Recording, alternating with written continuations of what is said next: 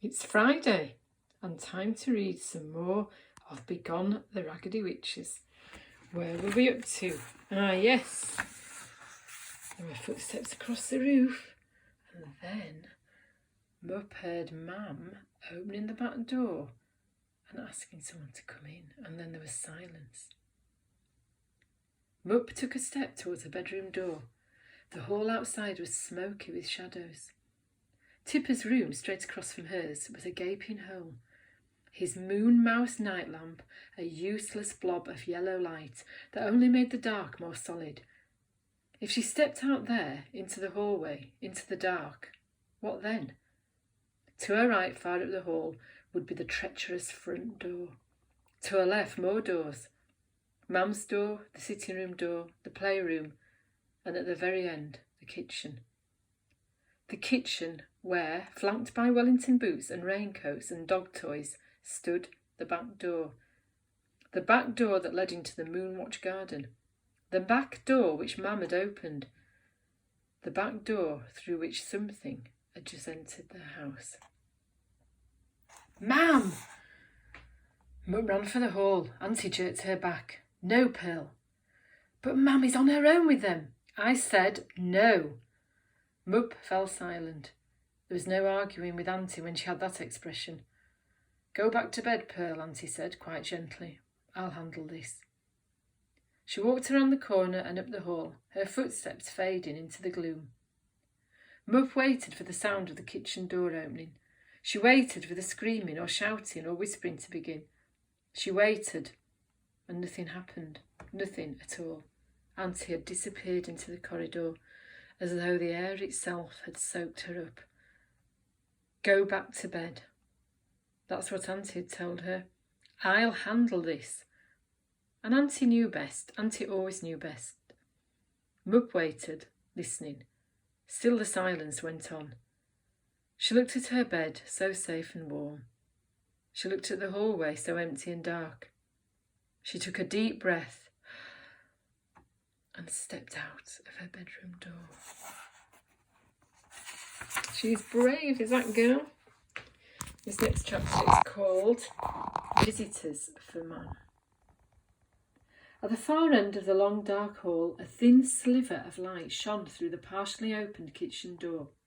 It reflected in Badger's toffee-coloured eyes as he looked up at Mup. You shouldn't follow me, she whispered. Go back to bed. But Badger just wagged his tail as if to say, I trust you. Mup put a hand on his warm neck and they walked up the hall together. There's nothing in this house that's going to hurt you, Mup. Mam always said that after a scary movie or a bad dream when Mup would be afraid. The only thing here is love. Besides, ghosts and monsters are nothing to be afraid of. All the bad things in this world are done by people. But aren't witches a kind of people, thought Mup. If so, had Mam really invited them into their house? Mup swallowed hard, then pushed open the door. The big lights were off and the kitchen was dimly lit by the low lamps. Mam sat at the table, her hands limply folded, watching the moon through the window. The room was perfectly calm and still, the tock of the cabbage clock over the cooker, the only noise. Badger tick-ticked away across the tiles and lay down by the fridge. Mup remained on the threshold, her hand on the door handle, staring. The cold of the floor at Mup's feet told her that she was awake. The creatures standing around Mam made her wish she was asleep. Badger should be protecting us, thought Mup. That's his job. But where was Badger now that she needed him? Where was he? Lying by the fridge, with his chin on his paws, his brown eyes untroubled. A huge tear brimmed over and slid down Mup's cheek. It trembled beneath her chin for a moment and fell to the floor. Mam, she whispered hoarsely. The 6 witches that stood around Mam looked up. One was the very tall witch who had stared down at Mup in the car. Mup saw for the first time that she had a long silver streak in her hair. Gently, this witch put her hand on Mam's shoulder, as if she knew Mam, as if they were friends. Mam! Cried Mup, horrified at how pale and dead and heavy the witch's hand was, and at how Mam didn't seem to notice it at all. Mam! Mam did not look her way. Mup dashed the tears from her eyes and turned to a patch of moonlight that was lurking by the wall. Make her answer me, Auntie. Tell her to get up. The patch of moonlight shifted unhappily. I can't, it whispered. I'm not really here. You are here, exclaimed Mup, shocked that Auntie would stand there uselessly instead of fixing things. I seen you, Auntie. We talked. You told me to go to bed. You said you'd handle it. And now you're doing nothing. The patch of moonlight shivered and sighed. I didn't think they'd be so strong here, it whispered. I'm not what I once was. Determined to get closer to Mam, Mup began to sidle her way around the edge of the room. The witches watched her. They wore just the faintest of smiles. There was just the faintest hint of amusement on their faces. As Mup came near, Badger thumped his tail and looked up at her without lifting his head from his paws. She slipped in behind him. His fur warmed her skin. The fridge door was cold through the fabric of her pyjamas. I really am awake, she thought. Why doesn't he bark at them, she whispered. Because, answered the moonlight, they've convinced him they belong. But they don't belong here, Auntie. You told me that. We're the ones who belong here. We are. I used to think so. Auntie's voice was barely there, just a thistledown tickle at the back of Mup's mind. But look at them. They're so strong. They shouldn't be so strong here. Oh, Pearl, I hadn't realised how dependent things were on my being here. I thought I'd set everything up so your mother would be safe from them, even when I was gone. How will she ever survive without me? Without you? Auntie, you said you'd sort the witches out if they came. If you knew you might not be here, why didn't you answer any of my questions about them? Why didn't you show me how to fight them for myself? A sound like static began to fill the room. The tall witch with the silver streak in her hair was whispering wordlessly. Her witch brothers and sisters were whispering too. Their voices chased the question from Mup's mind. They made it difficult to think. Mup slapped her hands over her ears. Mam, she shouted, Mam, help!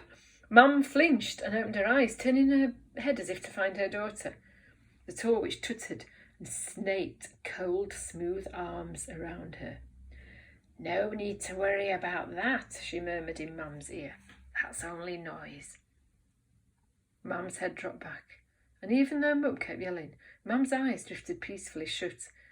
A grip like iron clamped onto Mup's arm, and a sharp voice hissed in her ear. Hush, Pearl, you'll wake the baby. It was Auntie, still made of moonlight, but full and clear and solid again. Raging. Auntie, you're back. Auntie frowned down at herself. Oh, so I am, she muttered. It's because you got angry, thought Mup. You got angry and it brought you back. Auntie glared across at Mam. Stella, she snapped. Those creatures have nothing to do with you. Stop this nonsense and get over here to your child. Mup relaxed. This was Auntie's I mean it voice.